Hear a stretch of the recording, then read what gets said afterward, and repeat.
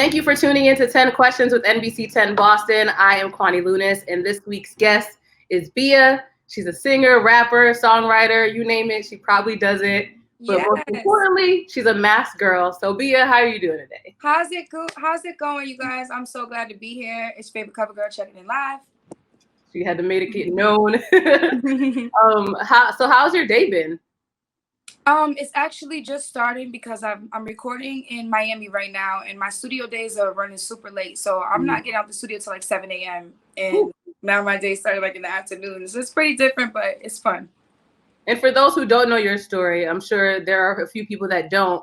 You're originally from Medford, like I mentioned. You went to Medford High, came out of the Massachusetts area, and you're now living in LA. So for those who don't know, how did that journey into music kind of come to fruition? Well, it's crazy because I never saw it.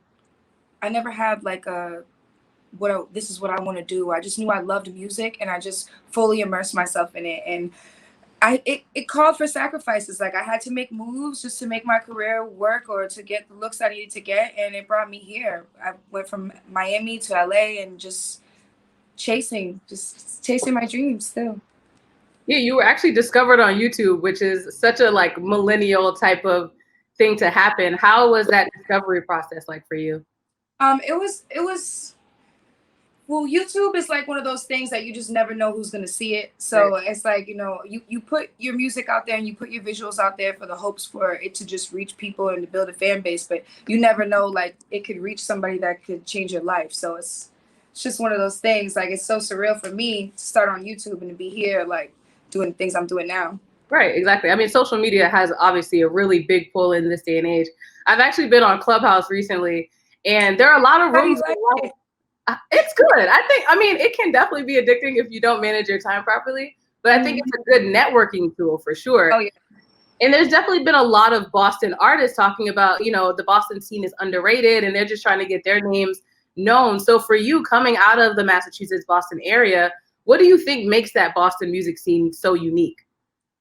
I just think that there's an underground, like not so much underground, but there's a lot of talent in Boston, and it's going to take the people like, the me's and the joiners and the stizzes to really shine that light in those eyes on everybody that's still back home and, grinding their way out to get their music out. I just feel like, it's amazing things going on, but you can't deny it. Like you have to tap in. People are so quick to look at somebody like me, but not look at their local artist. And it's like, I was your local artist and nobody was supporting me. So it's like, you always gotta tap in and pay attention to what's going on around you, because that's your next headliner.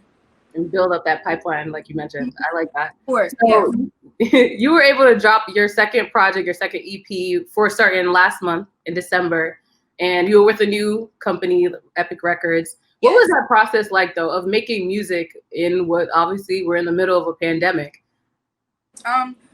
Making music, I always make music. I don't stop just because I'm in a pandemic. So it's kind of like pretty much my regular schedule.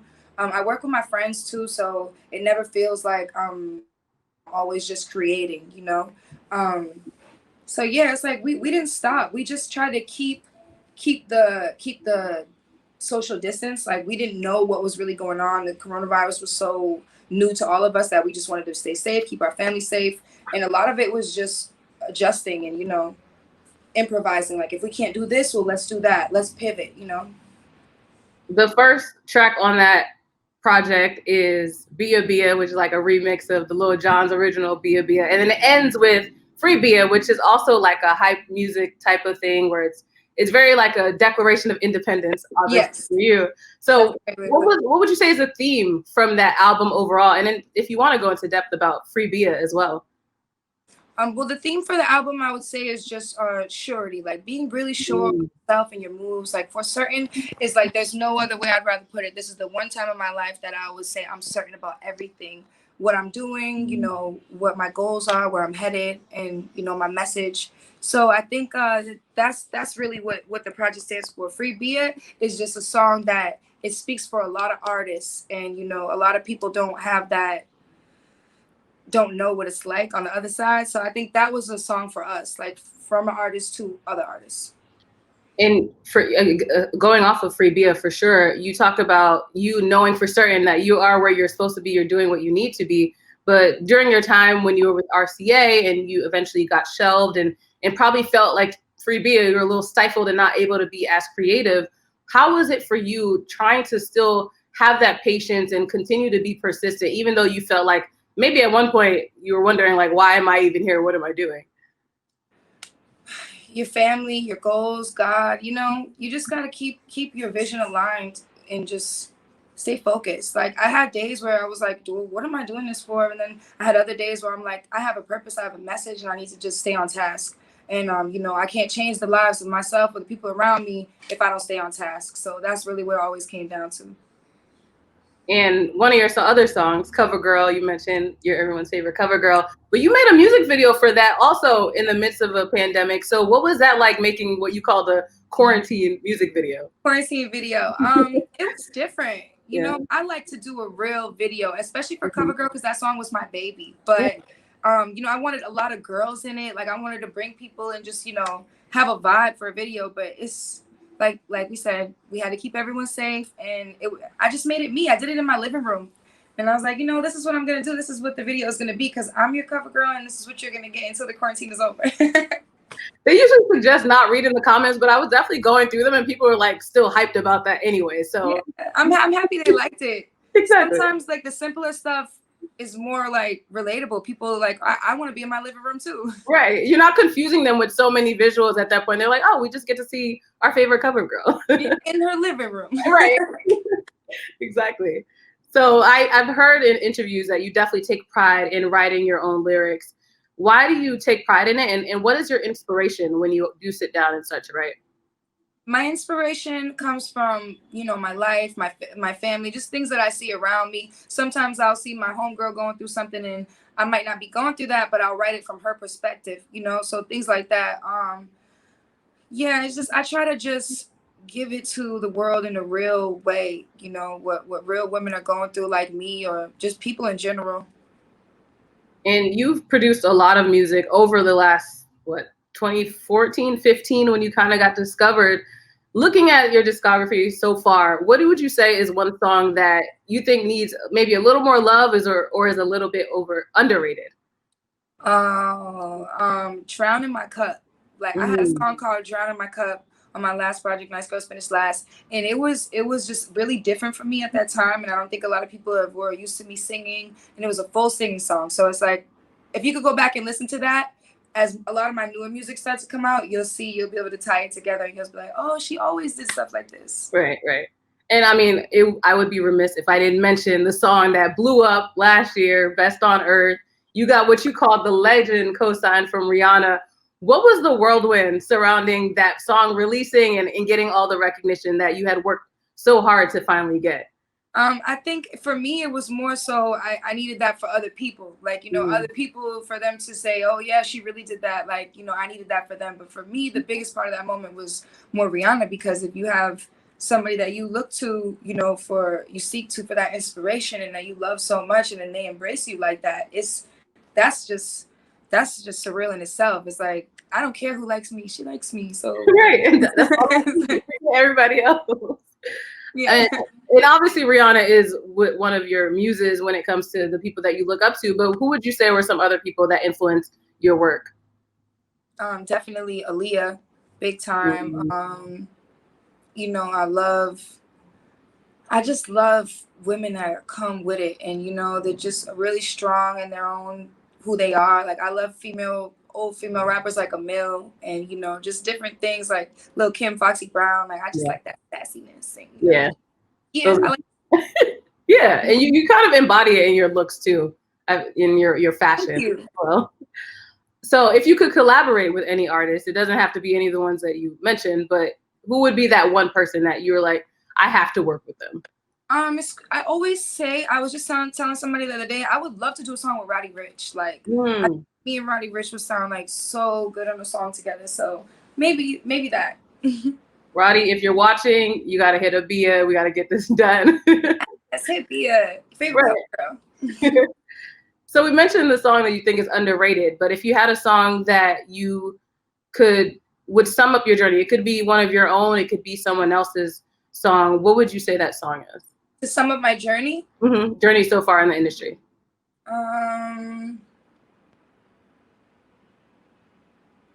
Free BIA. Yeah. Yeah, Free BIA was like, but now my journey started to change. So I don't know. I guess I got to see what songs I make to say like where my journey's going, because it's definitely not that anymore. But that was my journey. Yeah, and it helps you kind of release that, like break out of that chapter of your life and move over to, I think, a new one for sure. Yeah. So you're obviously from the Massachusetts, Boston area, but you've been to LA for a while now.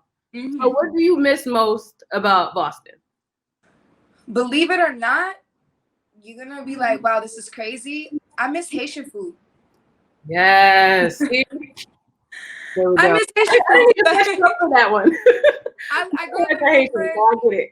I grew up in Medford. You know, my next door neighbor, my whole life was Haitian, and my best friends growing up were all Haitian. I miss Gino's Cafe. I miss Highland Cafe. I miss I just did a story on Highland. Wow. I miss that. I miss that food because it's hard to get that like good comfort, authentic food, and I love home cooked food. Like I come from an Italian family, and you know my mom's side, they cook real heavy, so I just love home cooked food. It makes me feel at home. Wow, a Puerto Rican Italian just said that she loves Haitian food. I if do. that's on the map, then I don't even know what else does. What is your favorite Haitian dish? I love legume. I love oh man, I love legume. I love soup jomu. Okay. I really, really, really, really love bouillon. Like I can make bouillon, just so you know. By the way, I googled it. Okay. We might have to have a cook-off later on. That is amazing. I didn't even expect to take this turn, but a lot of times people define themselves based on what they do. So you're a musician, a recording artist, but I like to ask people, if you were to put your career aside, how would you try to define yourself to people that didn't know you?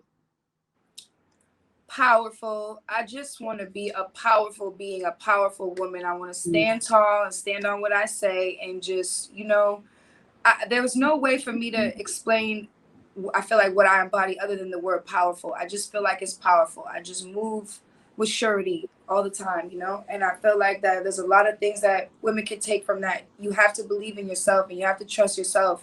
Otherwise, it doesn't matter what you'll do. You know what I'm saying? It won't be successful. You have to really dig deep, start here first.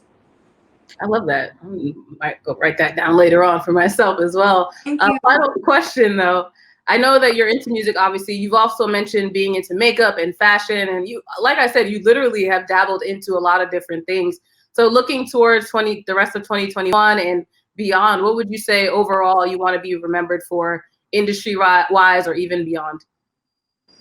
As far as beyond, like, I really want to be remembered as a good person overall, because I feel like there's who even cares about that anymore? Like, I really just want to make sure that for myself, for my family, for my legacy, it carries a higher message. Aside from that, I just want to go wherever God takes me. Like, I want to make the best music I can, surround myself with the best people I love being around, and just live in love and happiness. Like, I want to just do whatever God set for me to do, because I'm having a blast. So it's like, wherever he's taking me, I've noticed his plan is way better than mine. So let's just stop planning. Yes. Has faith been something that's been a recurring theme in your life, something that you would say is very important? Yes, I feel like definitely now, especially where I'm at with my career in music and even where I live, you just have to be just spiritually grounded, and just, you have to really just be tapped into a higher power. Absolutely. I feel it. Yeah. Like, it's like, it's not, I'm a messenger. Like, whatever, everything I'm doing is working through me. I mean, I couldn't have summed it up any better. You're now my honorary Haitian sister from another mister. I love that. Thank you so much for joining us today, and I'm looking forward to the rest of the work that you put out this year. Thank you so much. You got blessed, and y'all have a blessed one. And thank you so much for having me, and sending my love to everyone in Boston, all my artists as well. Like, keep going, keep grinding. Your cover girl got you. I'm here. Thank you so much, Bia.